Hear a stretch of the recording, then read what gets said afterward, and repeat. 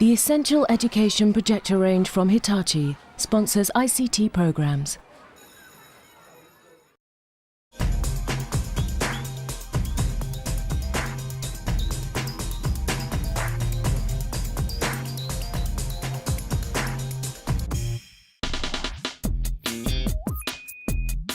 Data handling is one aspect of ICT which pupils seldom enjoy. Spreadsheets can be quite challenging for students who have a less good grasp of number work. So they see lots and lots of columns of numbers that do magical things that they don't really understand. And teachers could be forgiven for experiencing that sinking feeling when spreadsheets appear on the timetable. This is not an easy lesson to teach, quite simply because spreadsheets, they're perceived to be the duller part of ICT. There are lots more sexy, exciting things that they'd prefer to do. Add in a mixed ability class, some with special needs, and teaching the subject really can be challenging. Matthew Little, an ICT teacher at Parswood School in Manchester, has devised a lesson that aims to cater for mixed ability classes, tries to make the subject relevant to pupils, and engages them with a series of different learning styles. So I think one of the really exciting things that PARS would have done is they've not been trapped with sitting every child down at a PC right the way through the lesson. They've brought the lesson to life in a number of ways. They've used the whiteboard, and I really like the way they used the kids with the cards, moving things around to really get a sense of shared ownership of building a formula. And that meant that people felt really comfortable and confident when they went out to the PCs themselves. I think that's a really strong element of the lesson. This programme follows Matthew as he delivers a lesson on spreadsheets to a Year 10 class. You can find Matthew's lesson plan and the data he uses on the whiteboard on the Teachers TV website. Well, the objective of the lesson, first of all, was to understand how to use a spreadsheet to calculate the mean, mode, median and range of a set of data. So we taught them that out of context, using our own data, but it was something that they will be able to apply to their own coursework. The mode is the most popular number from that result. The median is the middle when you put them in order from start to end, and the range is the lowest number taken from the highest. Okay? Now, our objectives today is understand how to use a spreadsheet to calculate this. Okay? We found it quite difficult, especially the mean. I don't know the answer to that. I've deliberately set it up that way.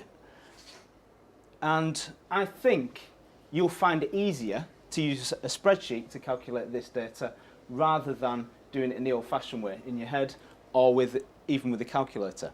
Second objective. Matthew gives the lesson a focus. He's picked mobile phone bills as a way of making it as relevant as possible to pupils' everyday lives. We asked 40 people, you won't be able to read this at the back, 40 mobile phone users, were asked about the phone, their network and their usage. So we asked them, who makes it? What's the brand of your phone? What network are you on? Roughly, how many minutes do you use each month? To the nearest 50, how many texts do you send each month? And how much do you spend on your mobile phone each month? Okay, so we're going to use this data to calculate the mean, mode and median. As soon as you start to mention words like data, analysing, formulas, all those words are quite difficult to engage students with. So the key for this lesson was to present it in such a way that it engaged the students.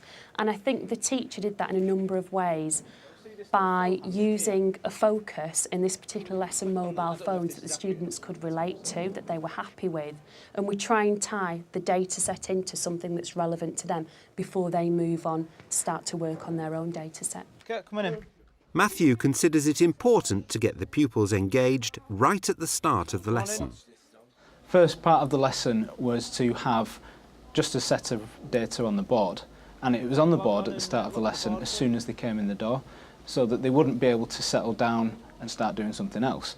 They would have a task to do straight away while they were waiting for them to log on. All right, Year 10, get yourselves logged on, and while you're waiting for your machine to log on, please just look at the screen on the board and That's a quick activity for a couple of minutes for you to do. That part of the task was to reinforce some of the maths skills that they would have learnt in Key Stage 3.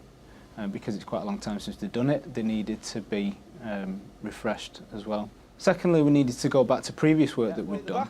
So I made a reference to the last couple of lessons' work, just to give the children some confidence about what they were doing. OK, so this is stuff you've done in maths in Key Stage 3 a couple of years ago. So we do need a bit of a refresher. The mean. We calculate the mean by adding up all those numbers and dividing by how many they are. So how many are there, Ashley? 4, 8, 16. Oh. 4, Nearly. Try again. 12. 12, well done. Then I got some students to come up and stand at the front, and they all had different parts of a formula on different pieces of paper in their hand. And I got the rest of the class to organise those students. Correct. You've never used the average function before, and yet you still have managed as a group to put all those together because it's very similar to the sum function. So it's not actually that difficult. That was used as a visual reference point for them for further on in the lesson. So it's something that I could refer to, something that they could look over, and it was stuck up on the wall. I then needed to demonstrate how we were going to complete the task that I'd set. And even though I've got an interactive whiteboard, I used a student to help me demonstrate because that would motivate that particular student. And it will allow me to give him the opportunity to fill stuff in on the board and ask other students to see if he was doing it correctly. Again, that's self-assessment for them. Joe, could you scroll across and find the median one? Median. Scroll up. What is the median number of minutes used? Do you want to have a go at filling that in for us? You all watch him and see if you think he is typing the right thing in. We went through some of the task ourselves as a group. I didn't let them do the whole thing themselves. We did a few answers to give the students confidence, to give them an example, to show them how to test it and give them a reason for doing it. We are going to, well, you tell me, Ryan, what do you think we're going to do with this data? To find the mean, mode and median and range. Well done, yeah. There was 2 tasks. First one being the mobile phone survey data. I used that because I thought it would be more relevant to them. They would understand where that data would come from and how we might collect that data. Lewis is going to have a guess and he's going to tell us what we want to do if we want to work out the median of this data here. He's got a piece of paper with what written on it? Median. Right. Do you want to have a go, Lewis? Ashley, is he right? Do you think he's right? Yeah. Yeah, he is. He's done exactly the right thing. With a mixed ability class, having a range of extension tasks immediately to hand is vital. The extension task looked very similar to the first one, but it had slightly less help available. So the students would have to apply their knowledge without me giving them answers and without me giving them tips that they've learnt in the first task to the extension task.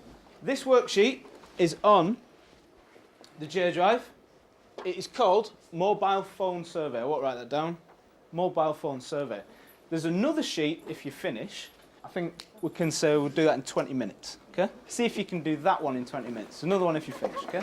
The teacher had lots of extension material which he could have used with students if they finished early. And I think that's very, very important to have, particularly when you go say, OK, go back to your computers, now have a go at this. You've always got to be ready for the student that finishes early, have something else.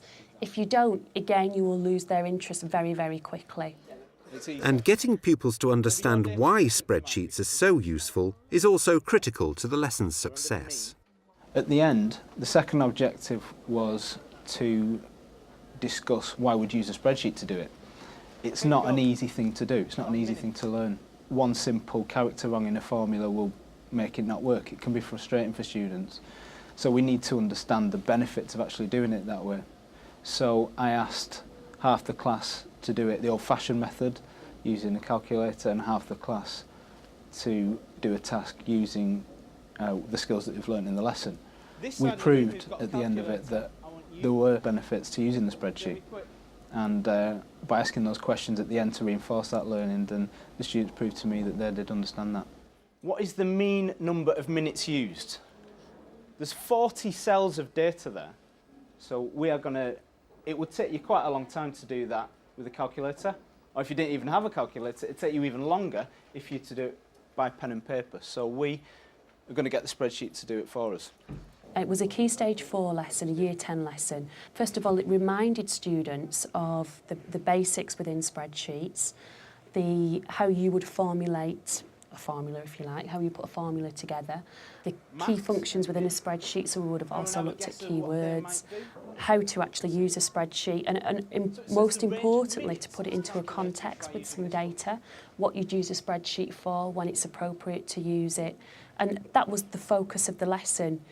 It would have led on to a second lesson in which students would have looked at how they would use the data set that they were actually given on their GCSE course.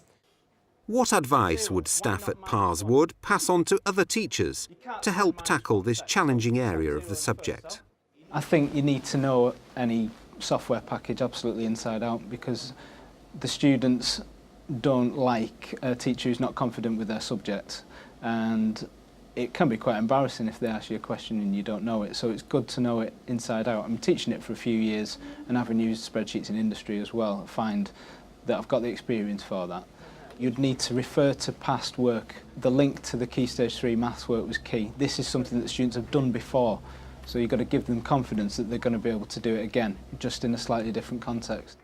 If you are doing coursework at GCSE, it makes it very difficult if the students are doing their actual live piece of coursework and learning the skills for the first time.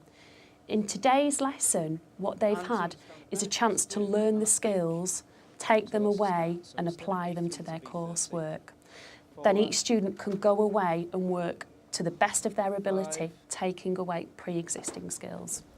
Can anyone suggest to me what the benefits are of using the spreadsheet to do this rather than doing it at heads, rather than doing it in a calculator, rather than doing it on paper? Hands up if you know the answer. When you're teaching students with a wide range of ability, both in mathematics and ICT, the key is to try and engage them at lots of different levels. So using the whiteboard for the visual learners, using the ability of moving students around for those who actually like doing stuff, and being able to create the collaborative working environment meant that the less confident pupils were going to be much more enabled and facilitated when they went onto the computers themselves. This lesson fits a number of courses. It can be used in GCSE, GNVQ and DIDA curricula, and it can be adapted for various age ranges. Staff at Parswood have found that it requires no specialised resources. We don't particularly buy in resources, and we don't spend an excessive amount of time sat at home creating them. The lesson that you've seen today would be an average lesson in the ICT faculty for an introduction to spreadsheets. This lesson could be adapted to any particular year group. As a teacher, what you would adjust would be your level of questioning, and perhaps to some extent as well some of the formulas that Matt introduced in the lesson today. But I'm quite confident I would teach this lesson to any year group. In this lesson we had something on the board for them to do when they came in. We had an activity which involved students standing up. We then had a main activity or two which involved the students working at the computer. We then had another activity at the end. In the past, I perhaps wouldn't have put as many activities into it, but I now know that students need a range of activities to keep them going. Don't forget that Matthew's lesson plans and his presentation data can be found on the Teachers TV website.